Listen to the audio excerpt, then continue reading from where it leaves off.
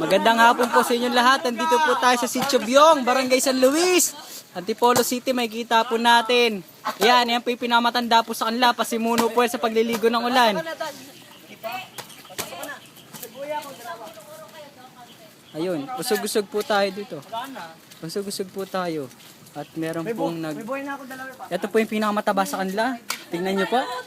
Ang pangalan niya ni Rodney Epa. Tingnan nyo po, kamukha ni Dave sa Minion. Hindi, dito na lang oh. Kasi may nag-ano yan. Yung sa dulo. Oo, nagba-Bible study kasi sila. Yan sa, yan. Kung makikita niyo po yan, puno na po. Yan po ay nanggaling sa alulod kung sa maraming tayo ng pusa. Wala pa yan.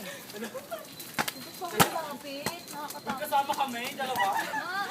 Sige, ulit lang. Uy, pasok na yan. Bakit? Dalawa yung buhay. Ayun na po, magbubusa po siya. Mabubusa po yan po, nagkabusan na. Nagkabusan na, makikita po natin si Misika. Gusto mo ng paligo, ha?